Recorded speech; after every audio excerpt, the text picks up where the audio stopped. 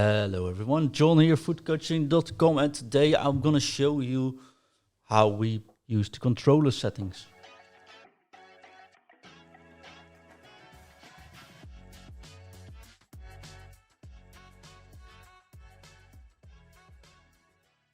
I'm also gonna explain you why, so you can also make your own decisions, because as everything in life, some things are just preference.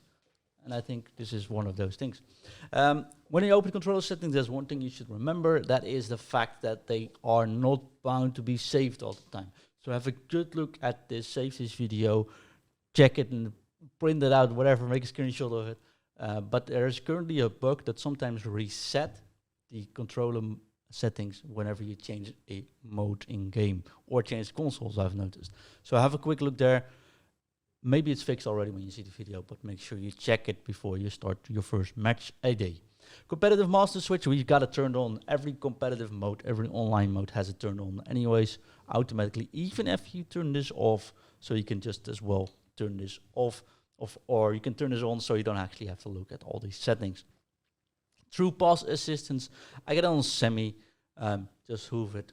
It's easy enough, just keep it on semi. The FIFA trainer, I got it on height, but I'm not going to complain about FIFA training because I do think for newer players, the FIFA trainer is actually pretty cool. So put it on if you don't have too much experience with FIFA, turn it off whenever you want. I don't necessarily think it's a bad thing anyways. I got it off because for us, of course, it's annoying. Time finishing, I've got it turned on. I know many people say turn it off, it doesn't make sense, but for sure, especially with the finesse shots, if you can green time a finesse shot correctly, it really, really helps. So time finishing, turn it on, practice this. It's definitely a skill that will help you reach the higher levels once you get it under your belt. And even I can do it, so it ain't that hard to do it anyway. Next, player switch indicator. I've got that turned on. What that means is, if you have a look on the players on your pitch, there's going to be a marker above the player you are selecting, and there's going to be a marker on a separate player.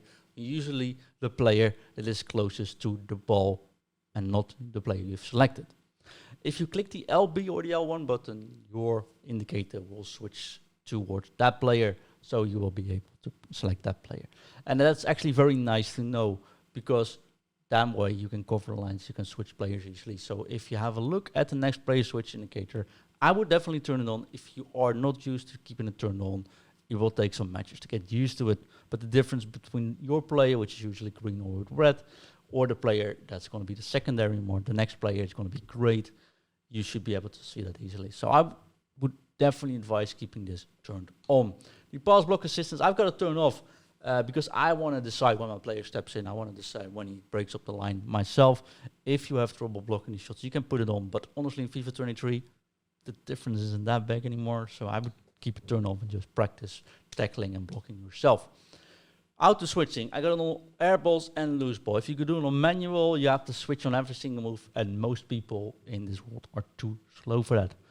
If you put auto switching only on loose ball, it would help, but on corners, for example, this will still work. But when the ball gets kicked out, for example, with a goal kick, you will have to switch manually, and I don't see any reason why you want to do that anyway. So, and that's the air balls, but then you have this issue from the other side. So I would always keep this not on automatically, because I think if you do it automatically, the second man switch indicator doesn't make sense anyways anymore. I would always turn this on air balls, loose balls. That way it's a nice balance. Auto switching move assistant. I know the recommended setting is to put it on high. I, however, want to select which player I want to switch to when. And remember, when you click the R1 button, the player will come running towards you. If you click the L1 button, the player will run away from you. And you can double tap that now to get more than one player moving. If you have this on none, it makes sense. If you have it on high, you will get all very confusing. So I would keep it on none. Clearance assistance, I got it on directional. And I know, again, here, it's very popular to put it on clearance, on classic. But what we do on directional is you decide, whenever a ball gets cleared, where the ball is aimed to. For example, there's a cross coming. You press the tackle button or the shoot button to cross, to head the ball away. You decide which direction it should go when it's on directional. If you put it on classic, you will not be able to decide which way to go. And I don't want to get it towards another player that runs in. I want to clear it away. So my decision is on directional. Maybe it takes a couple of minutes to get used to, but it's actually much, much cleaner. Player lock, I've got to turn on. When you press both of these sticks at the same time, your player you are selecting when half the ball will not be the player selected anymore. You will be selecting another player. When you press the pause button, you will then pass the ball towards the player. It makes the movement for the player you've selected easier, but it's a hard thing to pull off. So if you find this too complicated, turn it off. If you are an advanced player, this can actually get you a little bit more benefit. So I would turn this on. I've got this on turned on, and I often use it, and it's actually very strong. Icon switching, I mean, preference. If you click the right stick button, you will see right stick icons across your pitch. You can see a arrow above all those sticks. For example, you see a right stick with an arrow pointed up. That means if you flick your right stick up, you will then select that player. I think it's pretty nifty. I think it works pretty nifty. So I've got to turn on, but again, preference. If it's too complicated, turn it off. Doesn't really matter too much. Right stick switching, I got it on classic. You can do it on player rotation. I think that's confusing. Adaptive, that's a new mode. I think it's very confusing for me. But again, I don't think there's everything here has an advantage and a disadvantage. I think the biggest advantage you can have is that you are used to doing it. I think right stick switching on classic is the way I'm used to it, so I'm putting on classic. And the same goes with the switching reference. I've got it on player relative. I know many people say I put it on ball relative. Again, this is purely preference. If you put it on any mode, give it 10 matches, you get used to it.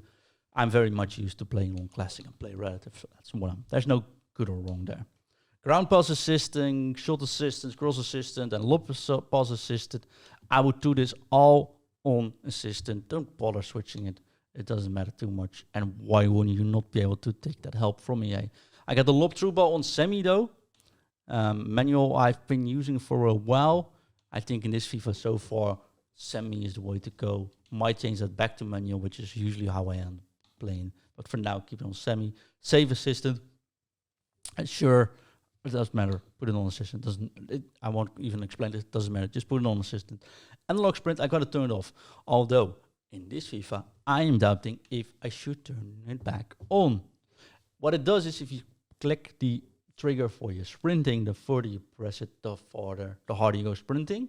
And it can be very much, now defending is a bit more manual, it can very much help you match the speed of the attacker if you are a defender. And since, if you look all the way back, you have the assistant jockey is now manual, you can't switch it, it might actually be useful, put the analog sprint on. However, since I think this is also an advanced thing, I would start turning it off at first. Pass receiver, this is 100% pure reference, pure preference. I mean, I'm putting this on pass assistant late, a pass receiver lock, because I usually trigger the players and I switch manual to the player. So keep it on late. If you have issues with the player selecting, getting the ball, I would put this on the new one, animations, or the power up, because I think this is actually a pretty cool thing. For now, I'm going to keep it on late. So these are our controller settings. I know much of it is preference, but I've explained why it's preference and why I think some things are the way they are. So now that we have looked into our controller settings, we are back in the second week of FIFA 23. We have spent our 36,000 FIFA points. Even on drafts, although drafts weren't that good, if I'm quite honest. Perhaps we can see, but the drafts, I think we've not won one thus far. Need to get a little bit more into drafts. But if we have a look at the draft history, I think it should be around. So I got 8 draft entries, 7, 8, so usually finished in the second. The draft is a bit weird, I think, because the position changes are in there, so it's going to be hard.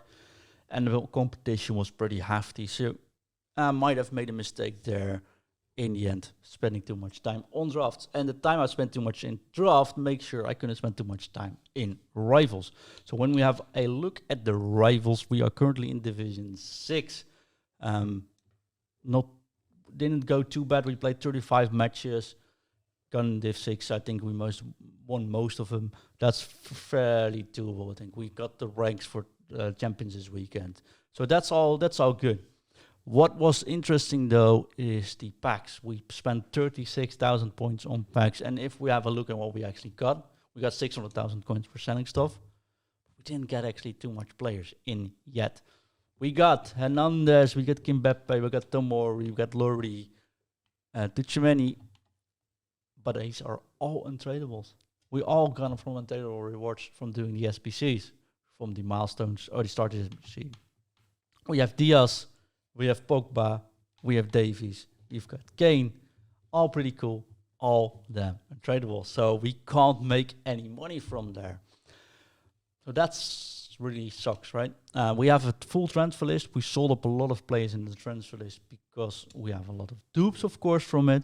So if we have a look at the transfer list ourselves, there's a lot of dupes there, but these aren't worth too much. We can sell a couple of them. We get some coins from it, but it's not that worth. So we're saving also a little bit for doing SBCs. Talking about SBCs, which SBCs were worth doing in the past week and what are currently on there. We've had a couple of one-to-watch cards. We have the Player of the Month cards, of course, and the upgrade cards. I've done too many upgrades. I would advise doing those not anymore. These were easy to do on the app, but I think it's definitely not worth it. I think it's definitely not worth spending your time in the game on it. We did the hybrid leagues, the hybrid nations. We did the Haaland transfer, the marquee matchups. Just do the marquee matchups. The challenges, the foundations. We all done them. We didn't get. We like you said, we got the untradeable cards with Yoshan. It wasn't too much worth it, but I would definitely advise it doing it anymore. That's the glories. We got 14 hours to do these. SBCs can make a difference. If you spend the coins, you will definitely be able to do the SBCs from that. So what leaves us now is we got 600k left. We have some options. Valverde, I wouldn't do him because I think the right winger is just as good, half as expensive and tradable. Of course, you have to switch positions, which might be a bit difficult, but I think it's a fair card. I think it's a cool card, and only if you're a Real Madrid fan or only if you think you're going to run La Liga for the rest of the season, this might be worth it. I would advise not doing Kim Min-jae. It's a great player, but I don't think it makes much sense doing him. Hard links. Marcus Rashford, cool card. I think it's way too expensive. I think it's definitely not worth the boost anyway, so I would leave him be. Thiago Silva, pretty cool card. But I think there's better cards somewhere. I don't think this is any better than Tomori, for example. So why spend the coins in there? And the same goes for Frank Kessie. Although the one-to-watch are, of course, a little bit different. You can now get one-to-watch wins when they win. I think 3 out of 8 matches, they get a boost. When they get a win in the World Cup, they get a boost once. And, of course, when they get a Team of the Week, they might get a boost. So Kessie could be worth doing because he will certainly get some boost. That goes for Thiago Silva, not so. Kessie, you could do it. I'm not running La Liga teams probably, so I'll stay away. I did do, of course, Di Maria. I think it's a pretty nifty card, but of course, I'm expecting him to get upgraded, and I'm a Juventus fan, so I got good reasons to do that. I would not advise anyone to do that, either, if I'm quite honest. So those were the SBCs we've done. What is, I think, more important when we look at the next week or the current week we're in is objectives. This is the time where you want to do a couple of things. All the time you've got until Thursday, right? And it is the most important thing. At this moment, we're still 14 hours in. We've not started this week yet. So for those 14 hours, you want to spend the most time just playing rivals. You want to get up to the rival ladder as fast as you can to get the most rewards, which at least what you want to do is get those 8 minimum wins, but it's actually far more likely you'll be able to get those wins in to go up a level. I'm in Div 6. I'm actually expecting it to be at least in Div 4 by Thursday, hoping a little bit higher, but 4 should be a reasonable target, which will get me some pretty decent rewards. So that's going to be the main thing I'm going to focus on, is to get my 14 hours spent over the most time. If I can spend 14 hours before Thursday, but let's say we can spend 2 hours a day, that means we're releasing this on a Monday. That means we got 8 hours or 6 to 8 hours until Thursday. I would spend that time in rivals. But if you have any spare time left after Thursday, and either if you're playing weekly, would maybe fixate your playing time weekly. But objectives are pretty cool to do, and there are some objectives in here which are worth doing because they give you one-to-watch cards. But the effort you have to put into it isn't that big. One of those things, for example, is one-to-watch Dest. I think Dest isn't a terrific card just yet. I think his speed's decent, but his defending isn't there. But looking at the system where he can get some upgrades, it's very likely he will get at least 2 upgrades before the end of November. which will make him something like an 84, 86 right defender with pretty cool links, because the Serie A and AC Milan will have cool links. I am also playing mostly a Serie A team, so for me it makes sense doing him. If you look at the objectives itself, 3 true balls in squad balls and rivals, easy enough. Rivals, you get them anyway, so I would just do that. You don't need a separate team for it. You'll be able to do this when just playing rivals. This one, for me, was fairly easy because I was running a Serie A team, but you need 8 goals with Serie A players. This one was a little bit harder because I needed to have 3 La Liga players in it. I switched in 3 La Liga players and this one on its own. And this one was fairly easy because it went the same. And this is also based, by the way. This will go automatically as well. This is the 3 La Liga players. So you can get test without doing too much effort. You just need to run a Serie A team with 3 La Liga players, which was plenty enough. So if you have a look at my team currently, it was easy enough to just do it in rivals anyway. So test got unlocked automatically. Rivals, etc. This will all come.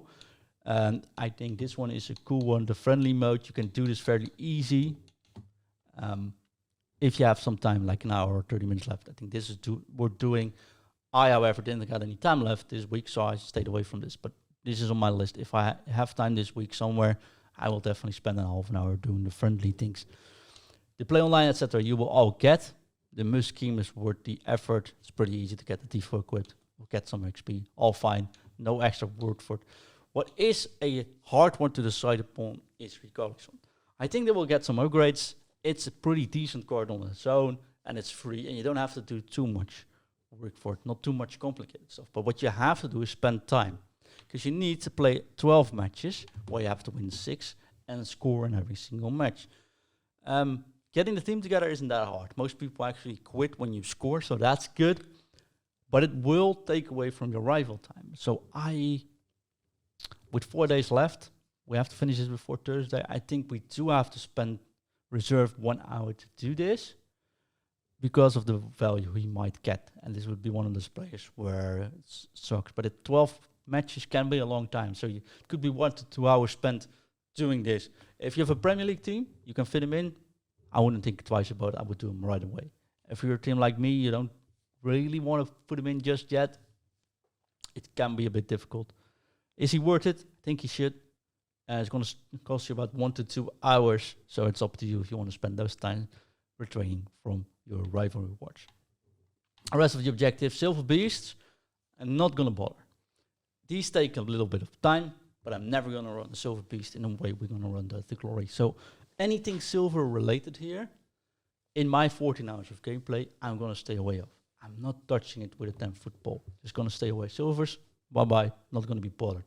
The objectives, you get them anyway, so that's cool. Season progress, we are now almost on level 17. We get those packs, and those packs can really help us in our Dead to Glory system.